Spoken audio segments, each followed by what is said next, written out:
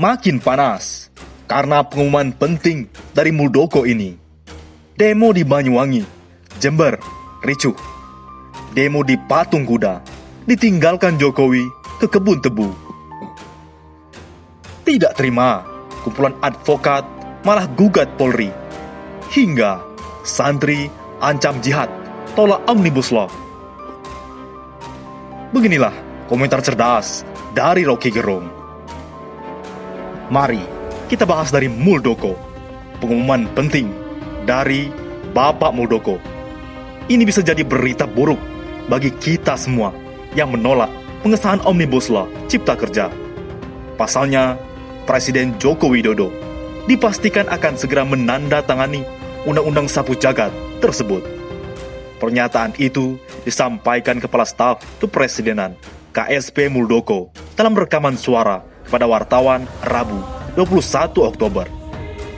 Tinggal menunggu waktu dalam beberapa saat, ungkap Muldoko. Dengan demikian pula, maka Omnibus Law Cipta Kerja tak lama lagi masuk menjadi lembaran negara. Setelah ditandatangani oleh beliau, segera diundangkan dalam lembaran negara. Imbuhnya, Presiden, kata Muldoko, sudah berkomunikasi dengan sejumlah pihak. Hasilnya, Omnibus Law Cipta Kerja tidak akan dibatalkan dan tetap terus berjalan. Presiden sudah berkomunikasi dengan berbagai kelompok, tetapi ini tidak akan berhenti, terus berjalan, tegas Muldoko. Terhadap kritik tersebut, Presiden menegaskan posisinya yang tidak akan menerbitkan Perpu, tetapi membuka diri terhadap masukan dari berbagai pihak, termasuk kemungkinan merevisi materi Undang-Undang Cipta Kerja yang bermasalah. Oleh karena itu, santri juga mengancam akan jihad tolak Omnibus Law Cipta Kerja.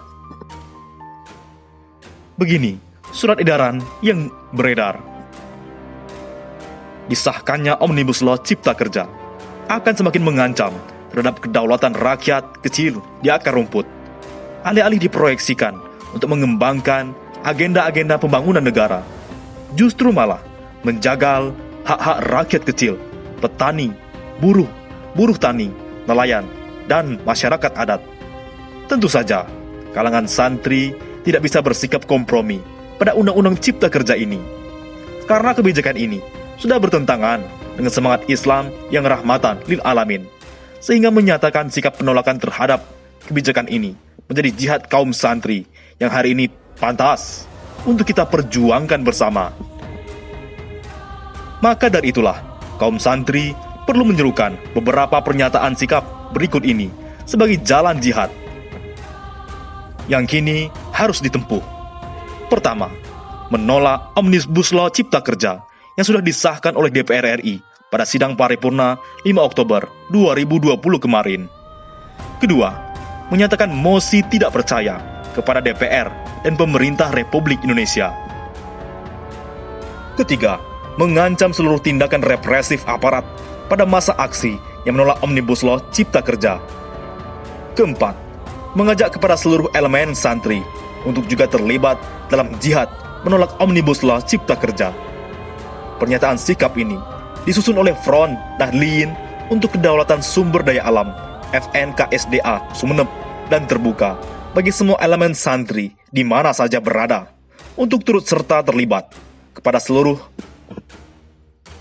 elemen kaum santri dari berbagai pesantren, silahkan tulis nama lengkap dan asal pesantren jika setuju dengan jihad menolak Omnibus Law Cipta Kerja ini melalui link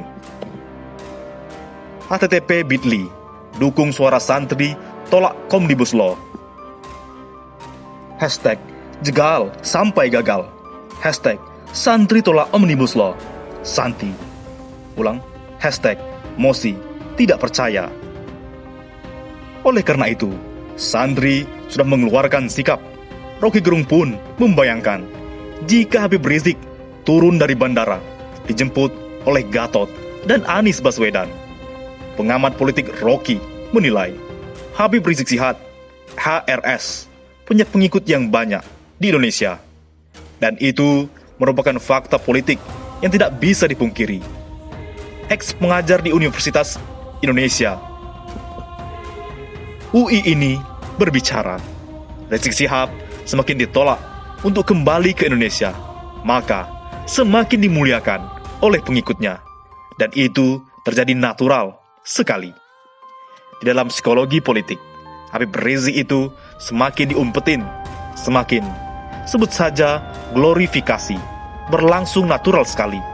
Orang itu dianggap oleh pengikutnya, ditunggu sebagai messenger of trust, ucap Rocky Gerung, dikutip dari channel YouTube Rocky Gerung Official Kamis, 22 Oktober.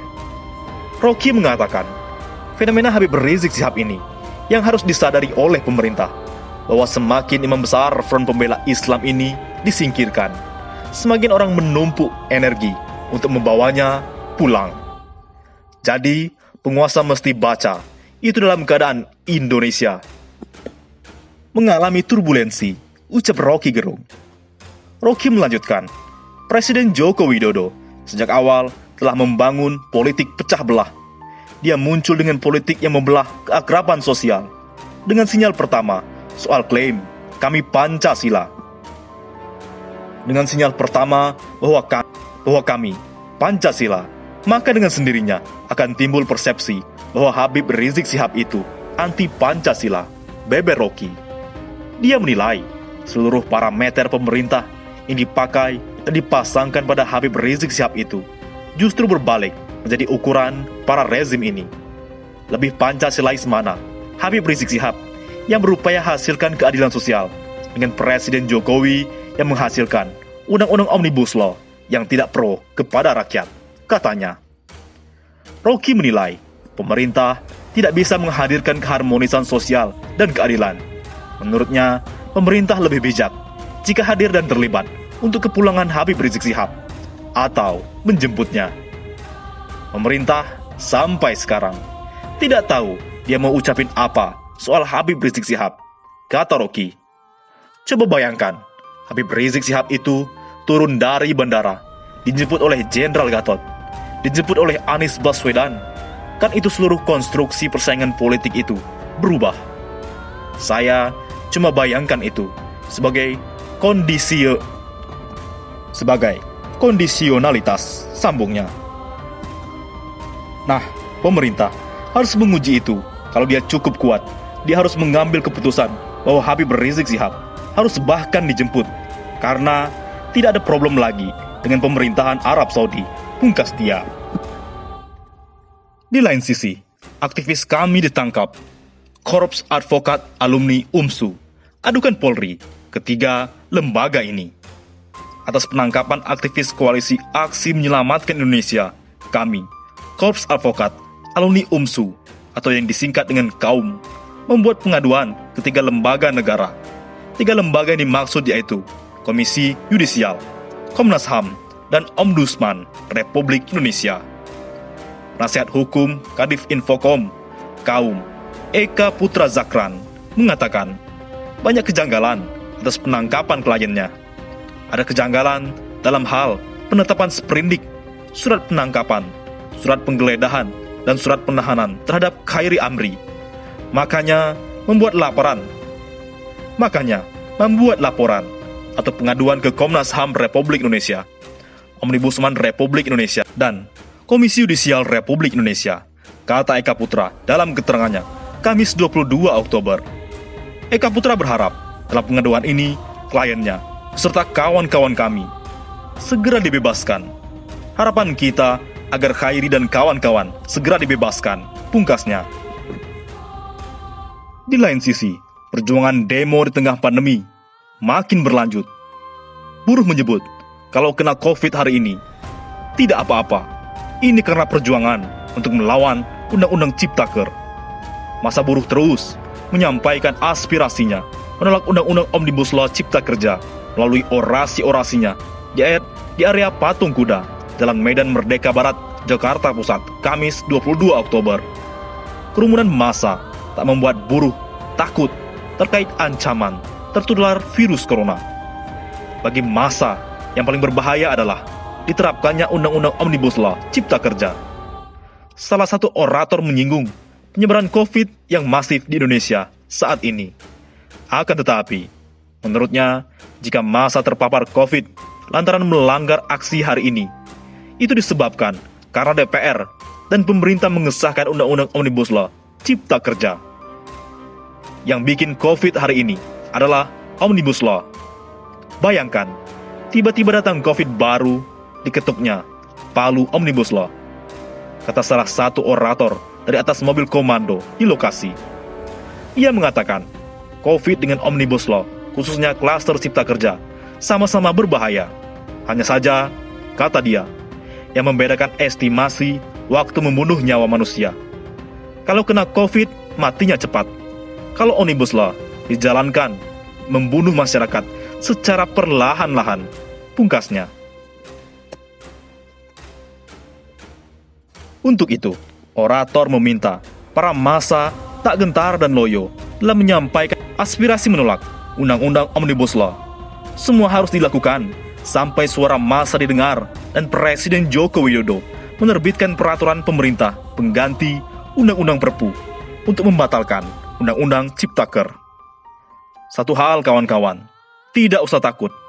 Nah, sebagai bentuk di sini, sebagai pemimpin bangsa, perhatikan suara anak bangsa ini. Undang-undang itu harus dicabut, tidak ditandatangani oleh Presiden dan segera terbitkan perpunya. Tapi masalahnya, Presiden Jokowi tak bisa lagi menemui langsung masa buruh lantaran saat ini berada di Provinsi Sulawesi Tenggara dalam rangka kunjungan kerja. Katanya sih mengunjungi kebun tebu. Kemarin mengunjungi kandang bebek. Wahai Pak Jokowi, nyuwun sewu, jenengan pergi ke Kalteng dan bertemu bebek di sana pada saat buruh dan mahasiswa protes di ibu kota. Itu juga komunikasi yang buruk, teramat buruk malahan, menurut saya. Kata Ulil Absar Andala, cendekiawan NU. Pak, apakah bebek lebih berharga ketimbang buruh? Tutupnya, bagaimana menurut pendapat Anda?